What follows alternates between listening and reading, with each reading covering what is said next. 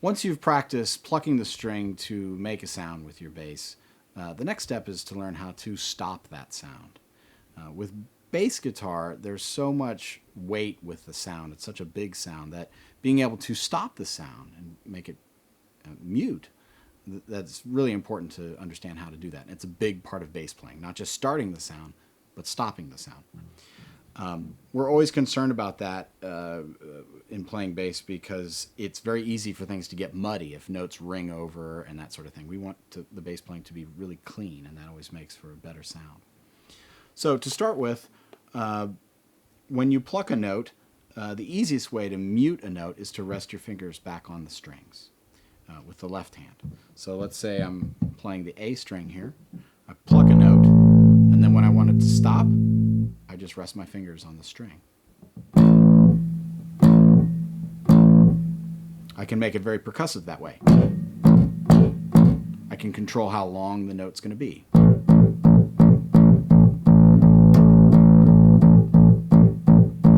You can see how much of a difference that makes. Depends on the kind of bass part you're playing. But the idea here is just to understand that when you rest your fingers back on the string, it does depend on where your fingers are. Like if your fingers are very close to one side, it won't mute the string as well as if the string is as if your fingers are in the middle of the string. Like when I stop it there, it stops very completely. When I'm down here, it doesn't really stop all the way. The other thing to know is if you stop the string with just one finger, sometimes it can make another note if you're at a harmonic point. So if I stop with just one finger on this fret, it creates that harmonic. It's not really deadening the string. There's different places on the neck where the string will continue to vibrate. So the most effective method for stopping the note is to use multiple fingers to deaden the string.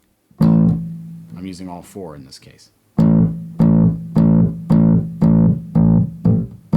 And as you practice and become more proficient playing, this technique will become second nature to you and it won't feel so difficult, but you need to practice it. So the idea here is to practice on all the different strings of the bass and practice muting the note, practice controlling the length of the note.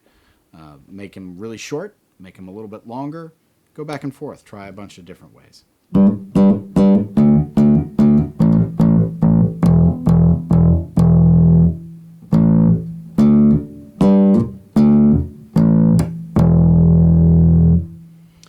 Now, once you get into fretting notes, moving up the neck and using your fingers to create different notes with the frets, muting becomes a little bit easier because your fingers are already on the string.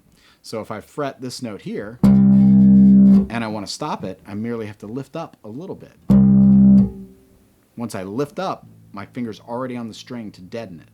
So I'm just pressing on the string to fret the note and then lifting up to mute the note. Sometimes I'll use more fingers to get the note to be really dead very quickly.